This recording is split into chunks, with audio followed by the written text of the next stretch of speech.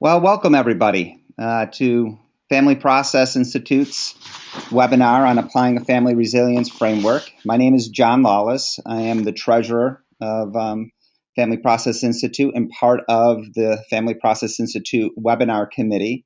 I also like to thank the committee for putting this together. Vicki Dickerson, who you see, is on the committee. Gregory Miller and Jason Black, who are on the attendee list, who are panelists, but you cannot see them, help put this together. So I'd like to thank everybody for putting this together. Just some basic housekeeping we're going to go through real quickly before we start. Everybody is muted, so you won't be able to ask a question verbally. You'll have to use the question or the chat box. What we'll be doing is we'll be paying attention to the chat box, and during the part where Vicki, Dr. Dickerson and Dr. Walsh are having a conversation, we'll be feeding them some of the questions. So just want to let you know, please ask questions. We may not be able to get to all the questions, so I apologize for that up front, but hopefully the questions that you have will be fed in and we'll have a nice conversation with that. We are recording this event, and it's going to be posted on the Family Process Institute website, which is familyprocess.org. It will probably take us a couple days to do that, but we will all email you and let you know when it's available. And we also let you know on Twitter and Facebook as well, too, if you follow us on Twitter and Facebook. So just to let you know how we'll go through this webinar. Dr. Walsh will be presenting her work for a period of time, and then Dr. Dickerson and her will have a conversation. And during that time, again, we'll be collecting the questions and sharing those with Dr. Dickerson, who will incorporate the questions into the conversation. So with that, I'm going to introduce Dr. Dickerson. Dr. Dickerson is a clinician, an author, and a teacher of narrative ideas in practice. She is the associate editor of technology and new media for Family Process. She teaches at various universities and does workshops nationally and internationally, and has written a number of articles and book chapters and 2 books. Her publications include recent articles in Family Process. Dr. Froma Walsh is the Mose and Sylvia Firestone Professor Emerita at the University of Chicago School of Social Service Administration and Department of Psychiatry, and co-founder and co-director of the university-affiliated Chicago Center for Family Health. Dr. Walsh is a leading international expert on family resilience theory, research, and practice. She is also an authority on complicated family bereavement, spirituality, and contemporary family challenges in a changing world. Her research-informed family resilience framework is widely applied worldwide in research and community-based interventions in situations of serious adversity, such as traumatic events, disruptive transitions, persistent multi-stress conditions, at-risk youth, vulnerable families, and stressful life contexts. Her collaborative, multi-systemic approach integrates social, culture, and spiritual perspectives. Dr. Walsh is a licensed psychologist, past president of the American Family Therapy Academy, past editor of Journal of Marital and Family Therapy, and has received numerous awards. With 120 plus articles, her recent books include Strengthening Family Resilience, 2nd edition, Normal Family Processes, Diversity and Complexity, 4th edition, Spiritual Resources in Family Therapy, 2nd edition, and Living Beyond Loss, Death in the Family, 2nd edition. She received her BA in psychology from the University of California, Berkeley, and a PhD in human development and behavioral sciences, University of Chicago. She has served as a Peace Corps volunteer in Morocco, and she is a highly respected speaker and consultant internationally. So with that, I am going to disappear and pass it off to Dr. Walsh. And I'm going to disappear also. It's your Froma.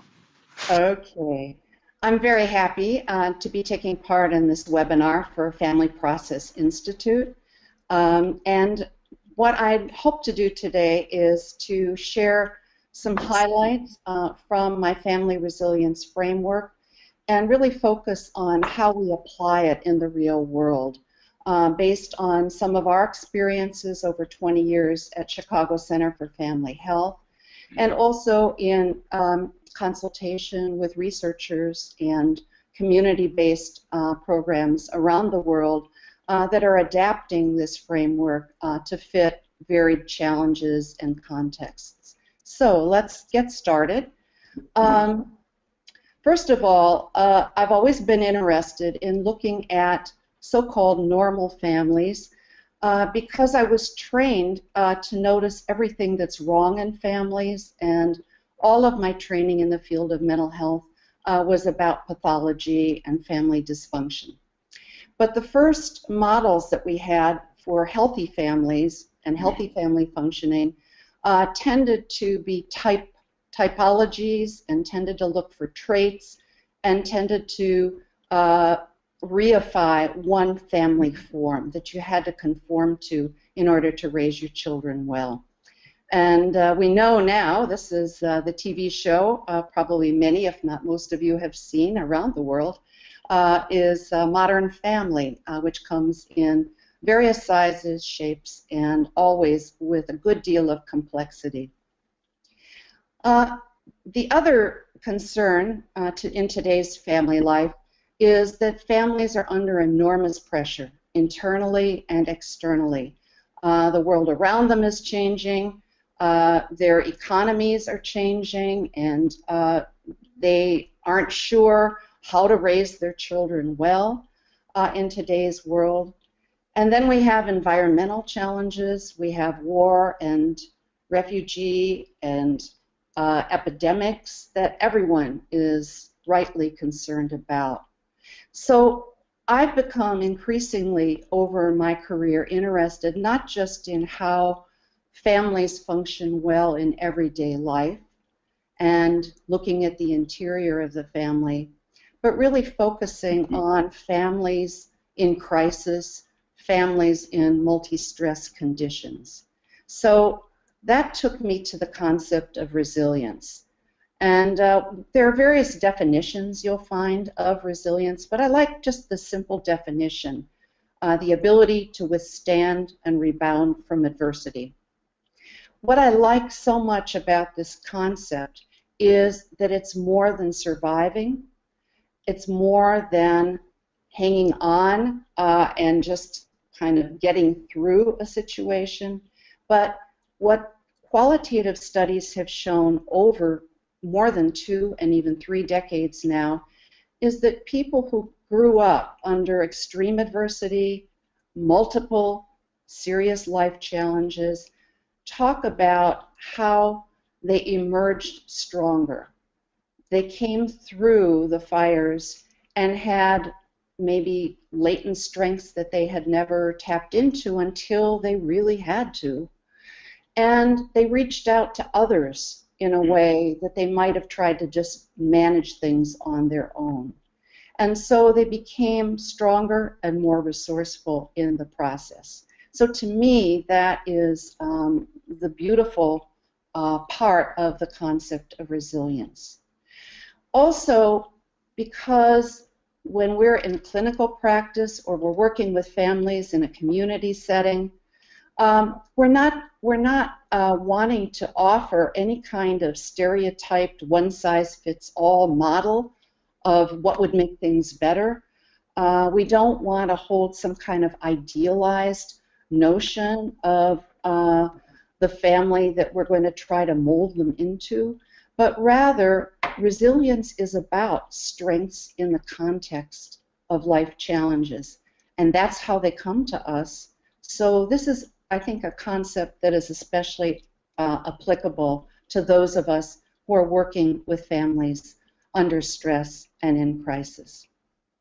So if we think about the word crisis, it involves risk and challenges. Let me correct an error. There was, for a while, this idea that it involved risk plus opportunity from ancient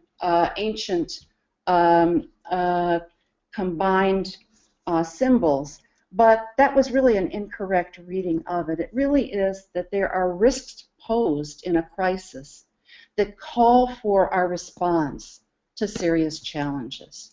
And so resilience is really how we deal with those life challenges. And it involves coping in the immediate situation, adapting when things aren't going to go back as they used to be, and we've got new conditions to face. And it involves the potential for positive growth. So more than surviving, it's the ability to thrive. There are varied images of resilience, and I've been so interested when I travel to different cultures, many of whom didn't have the word resilience in their language or culture, but it called forth different images. I remember in Japan, a colleague of mine said, it's like a tree that bends in the storm but does not break. A colleague in Korea said, it's like their concept of Han, suffering that is deep but not without hope. One mother said, it's like you fall down 5 times but you get up 6 times. So we have in the US in particular this popular myth that resilience is just bounce back. And that comes from the original meaning of resilience, like a spring or a rubber band that you just are able to go back to your original shape. And that can work okay. We hear the word resilience used a lot. I can watch any sports event, and when the team has been losing and then they win at the end, the sportscasters all talk about the enormous resilience the team has shown in bouncing back from a season of defeat to victory. And we also have, women know, a face cream that's called Resilience that's supposed to make your skin bounce right back like it used to be, and I tried it. Not so much. And I think in real life, in the families and the individuals, the communities that we see that are undergoing tremendous adversity, they don't just bounce back, but it takes a while. It's a struggle, there's suffering, and it's a journey. So that resilience involves processes over time, and how it looks and the processes that are called forth may vary depending on the challenges that you face. I like this image a lot, and I think of this as many varied pathways in resilience, and it's about positive development that involves looking into the future and a future life vision. And we come down the road of life and we've got our future life vision. We think we know where we're going. And then the road ends. Something happens. And we have to find a new pathway into the future. And I consider the work that we do in therapy or counseling to be about helping our clients make that leap from the road that has ended to a new road into the future. And if I were to draw this slide myself, I would have many pathways into the future because there is no blueprint that fits all families and their challenges in their context. The early research on resilience and even continuing today is individually focused. So in the early research in the 70s and 80s, there was a tendency to think of it as individual hardiness, that some individuals just had the right stuff, and some had it and others don't. And they were then trying to define what are those traits for resilient individuals.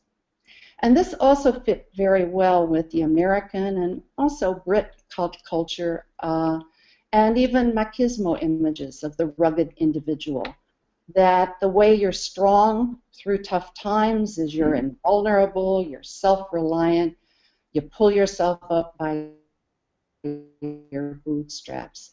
And that really isn't what the research shows us from the reports through the qualitative studies across many kinds of adversity. Rather, what struck me in looking at the studies was how they would comment on the relational sources of resilience. I also want to mention, particularly in the United States, larger social policy concerns, because we're in a culture as well that organizes services, whether it's counseling, whether it's healthcare, to encourage people to rescue themselves.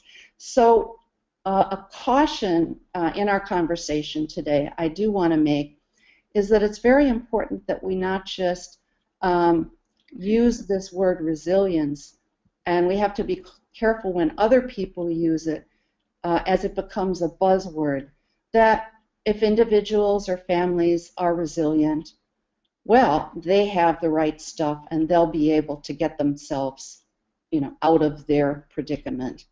And if they aren't able to, well, it's because they weren't resilient. So just as individuals need families for support, families need social, community, larger system structures, and supports for families to be able to thrive. So I do want to really make that point. So resilience is nurtured in relationships, and I was gathering together what people said about what really matters. And I think when we are counselors or therapists, we're like relational lifelines. I like to think of that, maybe because one time I nearly drowned, and so I think of that relational lifeline as someone who can pull you out, who can help you through supportive bonds. We turn to models and mentors. That's what the research on youth shows, that there were coaches or teachers or aunts or uncles or grandparents who served as models and mentors as well as supported their efforts. So there are a number of things that people do. So again, to get away from a trait approach and think more about what are the processes and practices that support and encourage resilience. Believing in their worth and potential, and that means parents as well as kids. You have to believe, bless you, was that Vicki? Thank you, Froma. Glad to know you're there. I'm here. Oh, good. We need to draw out and affirm their strengths and abilities. We need to inspire their hopes and dreams, their future vision, as my good colleague Bill Madsen talks about. Encourage and support their best efforts. See failures as opportunities for learning and growth. And celebrate small successes. So these are processes that we do when we're doing good work with our clients, but we need to expand that so that we find and recruit those in our clients' networks, their natural networks of kin, informal kin, social community, could be their faith communities, who can also support their resilience through these tough times.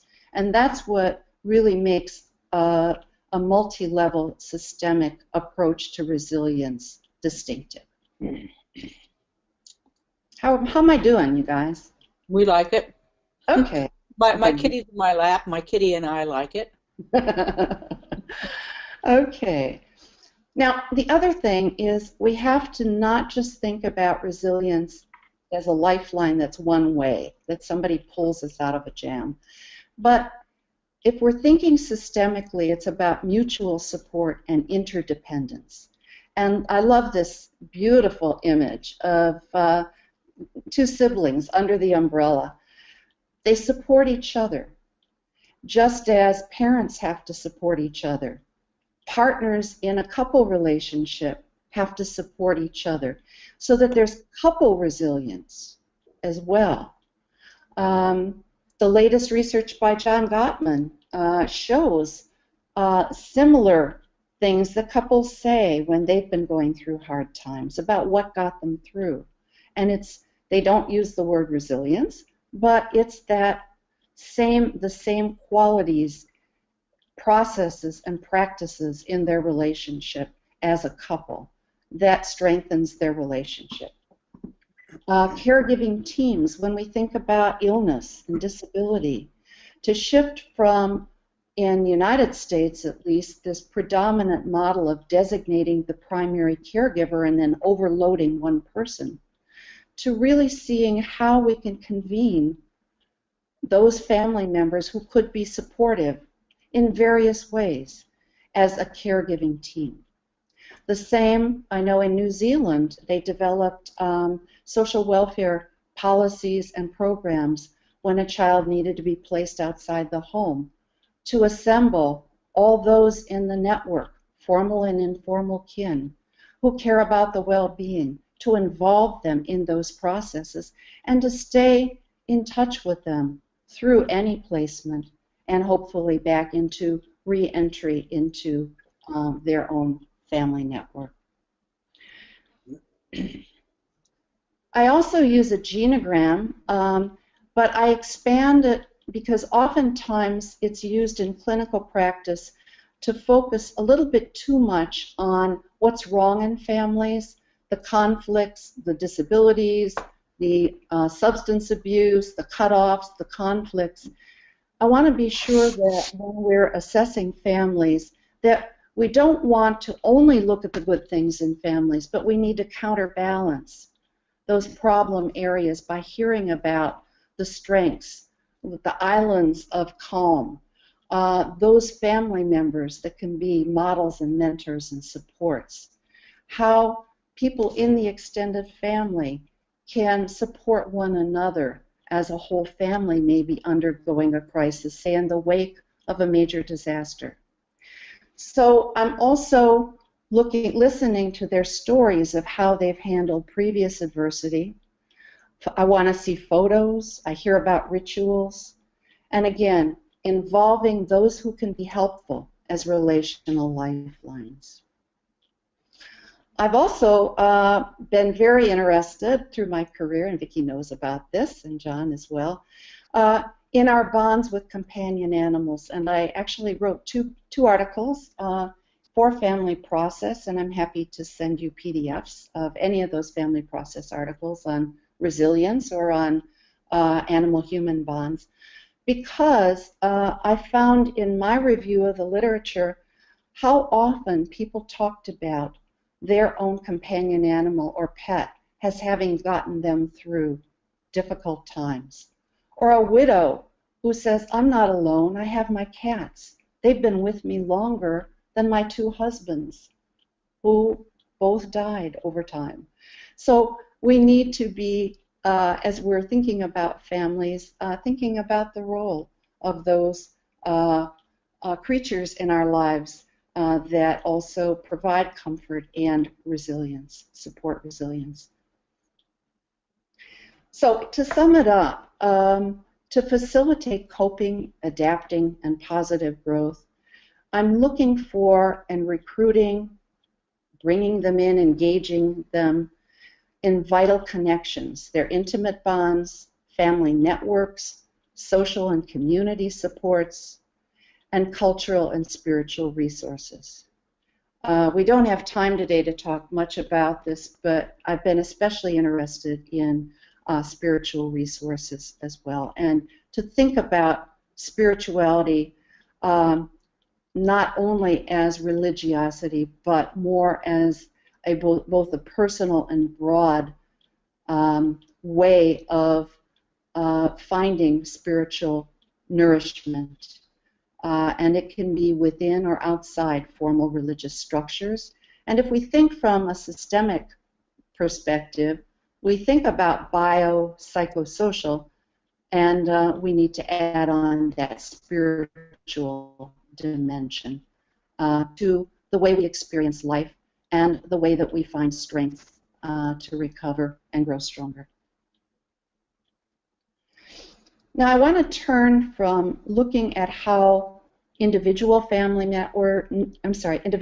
members can be lifelines to look at how we can strengthen the family as a functional system. And it's really about engaging the family in a team effort. And families actually like very much to talk about it in terms. They don't, our systemic language may not be as accessible, when we're working with families or in communities, but they all get the idea of a team effort and how a team is stronger than any individual player. And it's about how they come together, how their beliefs about their situation and what they can do about it, how they organize themselves and draw on support, and how they communicate. So those are the three domains of family functioning that I focused on, and I actually have as a practice map. This goes back 30 years when I was working in a psychiatric setting with families. At that time, we called them severely dysfunctional families. I don't like that label at all, and I don't use it anymore. But families who had many multiple challenges and ongoing stressors over time. And so I developed this framework first as a map so that I didn't get overloaded, and I was doing a lot of training to help workers on the front line, social workers, psychologists, family therapists, counselors, not to get overloaded when they were working with multi-stressed families or families that had experienced too much over the generations. And it could overwhelm the therapy, which could get very easily problem saturated. So I turned to the literature and did an intensive review and a qualitative survey of about 2 to 3 decades of research that was emerging on resilience. Most of it was on individual resilience, and I wanted to see how that could be applied at the family level. And I also drew upon family systems research at that time that was looking at the distinctions between well-functioning families and families that were poorly functioning. So pulling all those together, I came up with 9 key processes that in my work and in the work of others supported the ability to deal well with adversity. And the first 3 are in the belief systems area. I'm just going to mention them. You can turn to my publications to read more about them. But I really have come over time to think that this area of belief systems is perhaps the most important in working with families facing adversity. And this has to do with how they make meaning of their crisis situation or the challenges they face. And how we can help to, where they have very constricting beliefs about their situation, or they're really stuck, or they have catastrophic fears about what might happen, and we can help them to see more possibilities in their situation and have more active agency in what they might be able to do about that. The second has to do with a positive outlook, and there's abundant research. And in positive psychology that has developed more recently, this is very key, and the work of Seligman and others on a positive outlook and how that makes a difference in everything recovering from illness and wellness and thriving. What I want to focus on, though, is it's not just having a happy face. And we have to be very careful in our work with resilience that our clients are going through their darkest times when they come to us. And we need to hear about what they have gone through, empathically listening, and before we offer this idea of hope where they are in despair, and the idea that we want to help them to focus on mastering what is possible. Because if we shift too quickly, in like some short-term therapy approaches do, just remember a time in the past when you were happy. What is distinctive about my approach with resilience and others who are working in this area is we don't jump over the pain, the suffering, the hard times.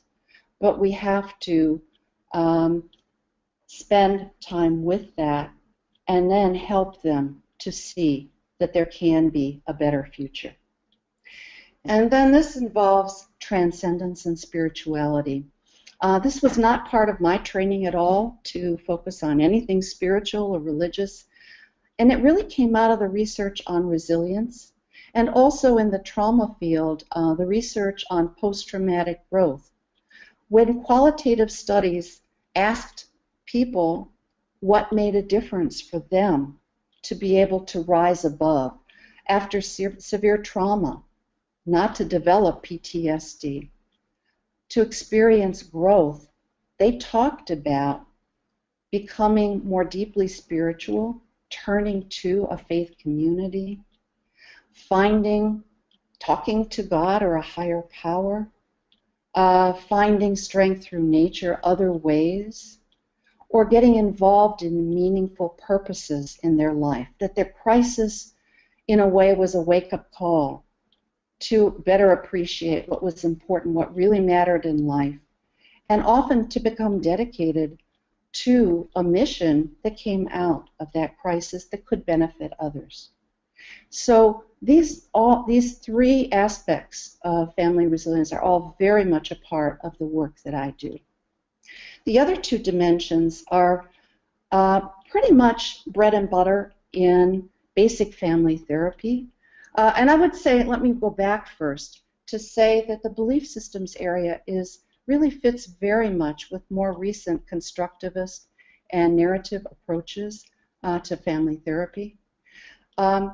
The other two domains, organizational resources, that is very close to very much of the structural family therapy approaches that are still very important, particularly working with multi-stress families in poor communities or communities that are marginalized and have limited resources.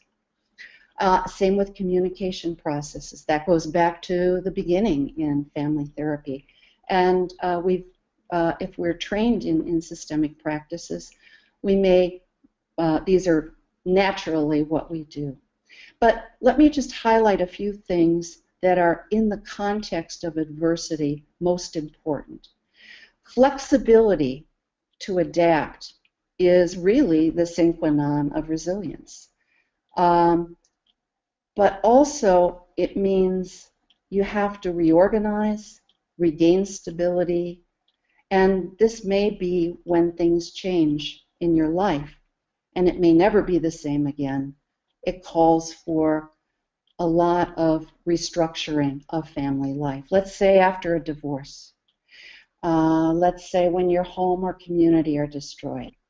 So organizational processes can be very important. The breadwinner in the family dies. Roles need to change in the family.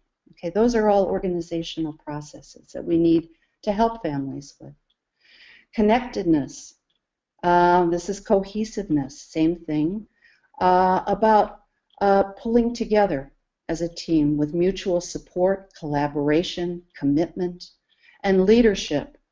I like these three kind of highlights of what it's all about: nurturing, guiding, and protecting those who are vulnerable in families, children, elders, others. And the sixth one is turning to that wider network in extended kin, social networks, community, and economic and larger system support. Some who say that family systems focuses too much on the interior of the family, I think maybe haven't paid attention to more recent developments where we all are more contextual in thinking about the influences both on families, the impact, and also how families navigate and negotiate with larger systems to have access to supportive services. Finally, in communication processes, clear, consistent information. This is really important in crisis, and this gets applied also in community disasters where we are seeing now, we've got the Ebola crisis unfolding, and the information may be different, inconsistent. We have 24/7 news reports that are telling us all different things. How do families know what to do?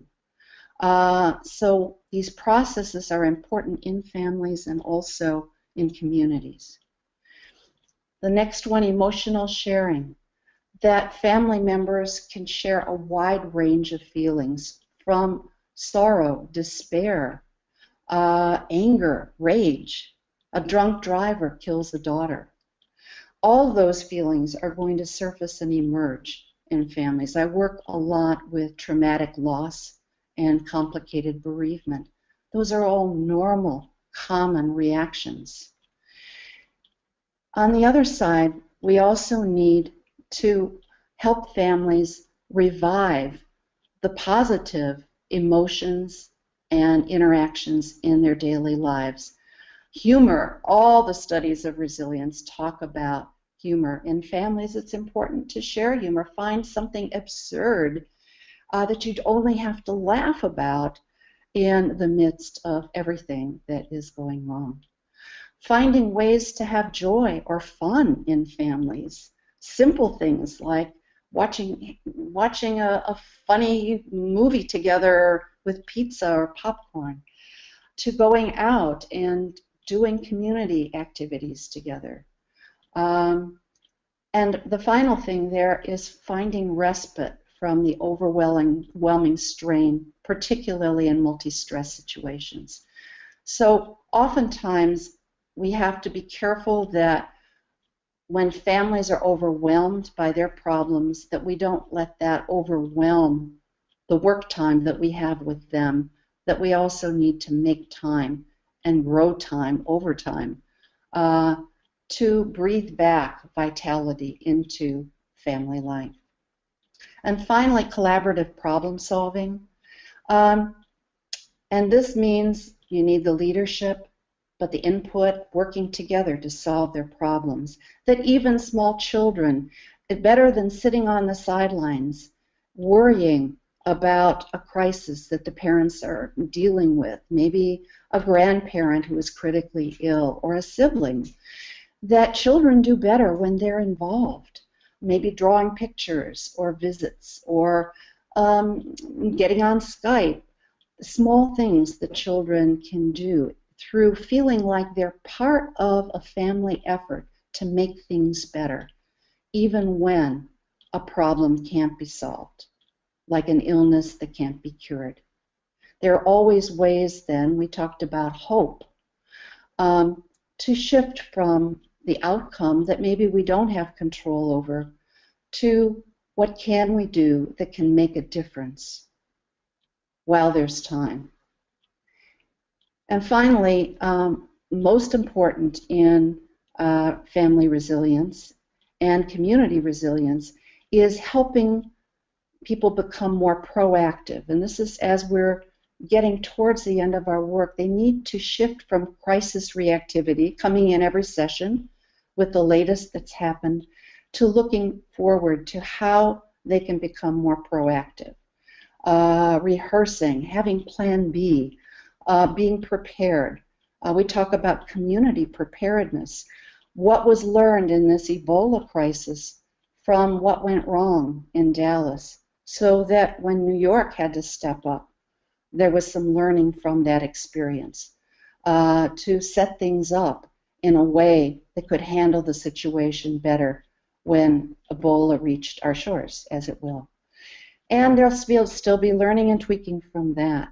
But I think if we just put all of these together, what we find that these are all processes and practices that we can bring into our work, no matter what model of therapy we're using, as long as we are strengths-oriented. So to sum up, if we see this as a practice map with families facing adversity, that it can be useful with all strength-based models as we focus it on overcoming their life challenges that they're facing here and now. And that it's informed. We know that research is important. My framework is a framework to guide practice. It's a map, it's not a model. It doesn't have cookie cutter methods, but it is informed by over 3 decades of research on resilience and couple and family functioning. And how we use it is to identify and build on those key relational processes and resources. We can use it with a wide variety of applications and formats in consultation, brief counseling, couple therapy, family therapy. We use it at our center a lot in multifamily and multi-couple groups, workshops, formats. So we just did one recently with over 100 families who have a family member with type 2 diabetes. Community forums, when a whole community is reeling from a disaster. So there are many ways that the broader meta framework can be applied and how these 9 key processes or practices can be applied. I want to just take a couple minutes and mention a few programs. And again, I have some articles that describe many of these programs that we've developed at Chicago Center for Family Health over the past 24 years now, and with the involvement of many of our faculty members. And these are the areas, just to kind of give you an idea of what we mean, because adversity is a very broad, abstract term. So what are the situations where this approach can be useful? One, recovering from a sudden crisis, a trauma event, or loss. So it could be traumatic loss, the sudden death of a child in an auto accident, or a community disaster. We've done work in consultation in many places with others who are on the front lines providing these services. And with refugees and war-related trauma.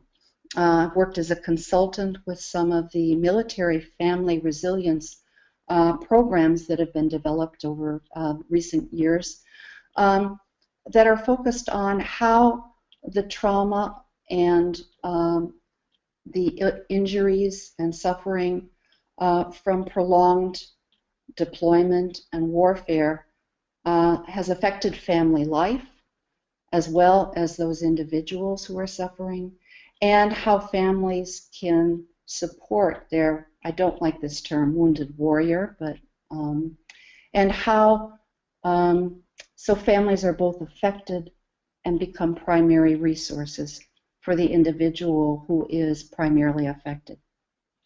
Let me mention our program with refugees. You can read more about it. We were called on, but this I think gives you an example of how we use a multifamily approach. We were asked to design a resilience-oriented program for Bosnian refugees when they were flown into Chicago after in the aftermath of the ethnic cleansing campaign in Bosnia.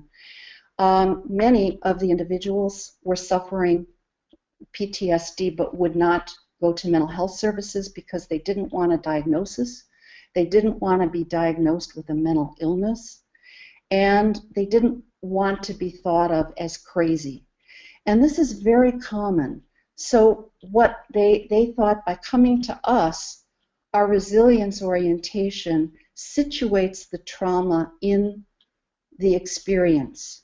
And we're very careful not to label the individual.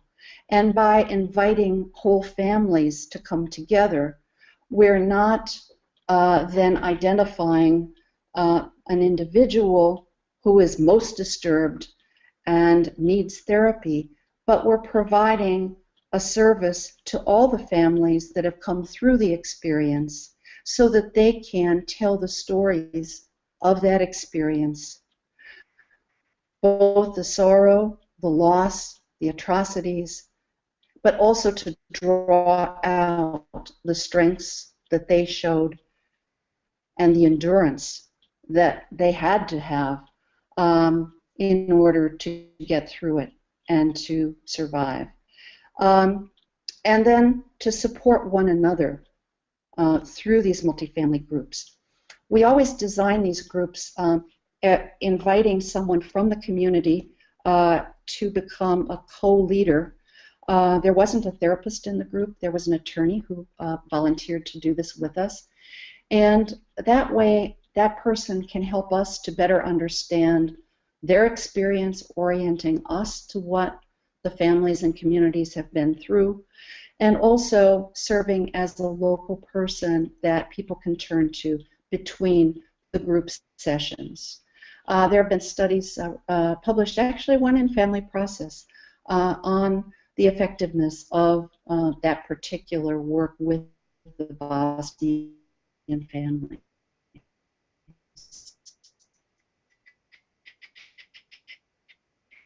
And we were then asked to design a similar approach a year later when families came from Kosovo. The first group we called cafes. We never call it therapy, but cafe, coffee and family education and support.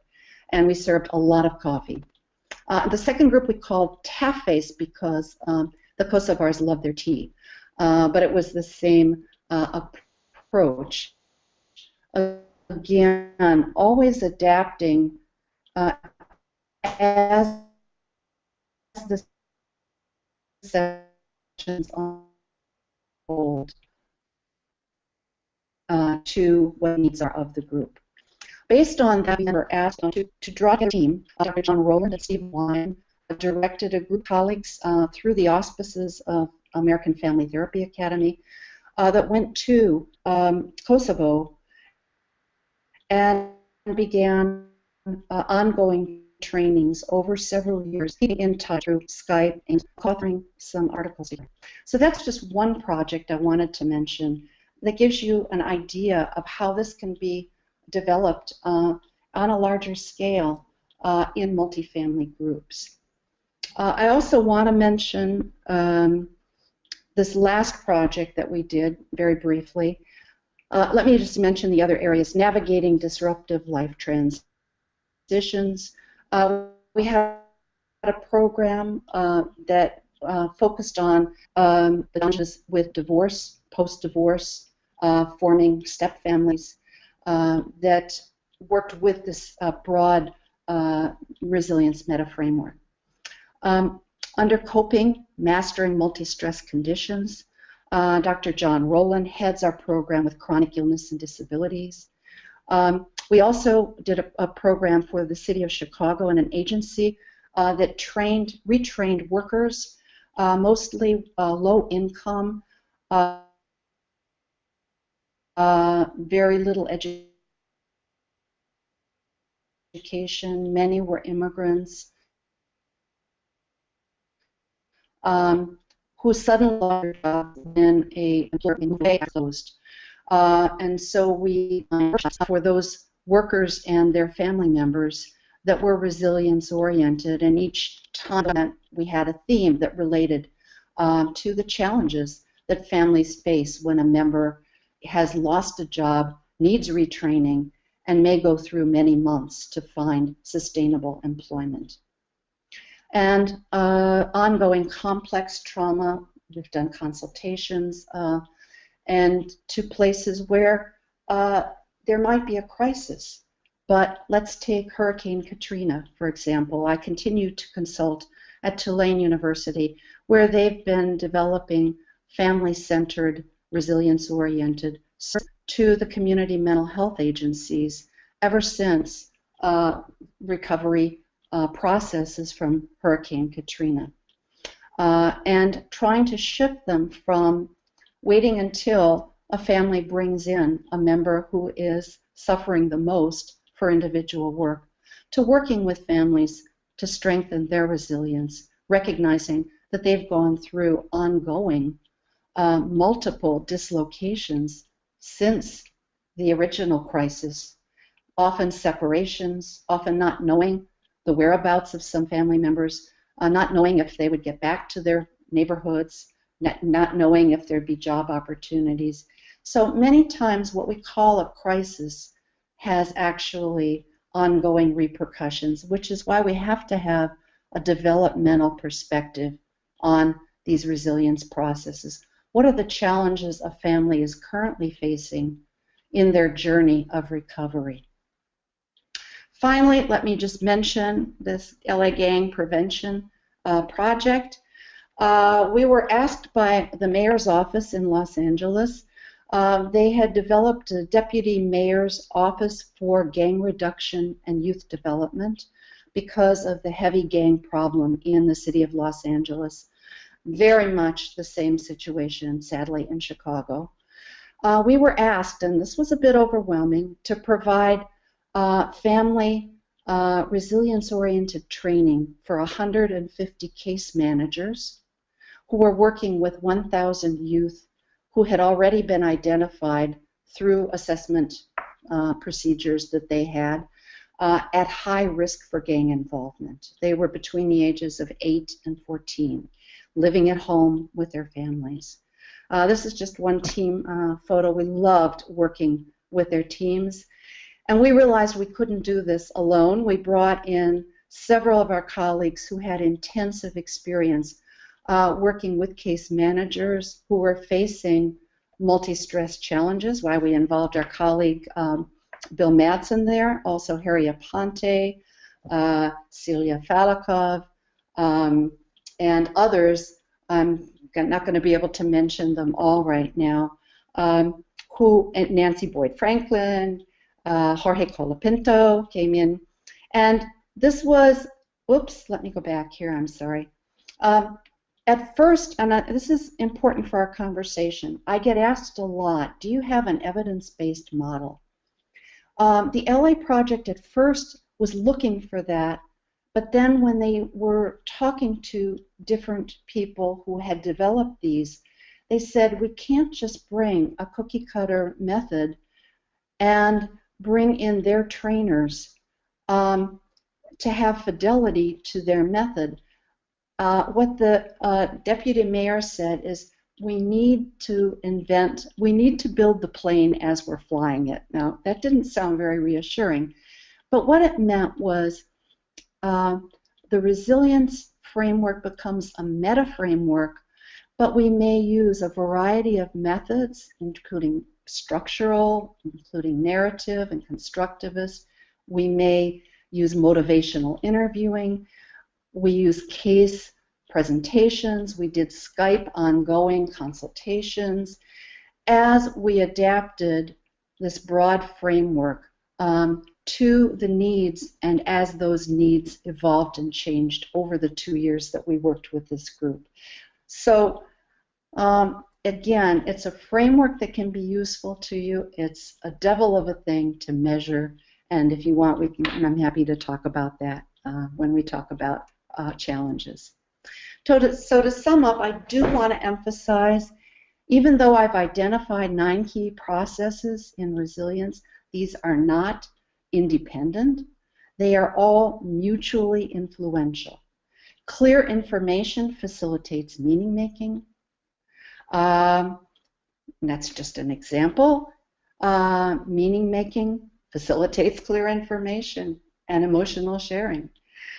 And problem solving. So when we think about this, I have to make a useful map for clinical and community work, put them into 3 baskets, which relate to 3 aspects of family functioning. But these 9 processes are all interdependent. And finally, we have to see that they can be applied to individuals, families, communities, and always in sociocultural context. So let me stop there. That's an awful lot in a very short time. I have references here, and I'm happy to make them available to you, but I think you'll see this if you go to the website. So let me take a breath and a little sip of water and ask my good friend and colleague, Vicki, to come in for some conversation. So I'm here. I don't know if everyone can see me. John, are we good here? We already have questions from our audience, Froma, which is pretty cool, but can I ask you a couple first? Can I just say a couple things first?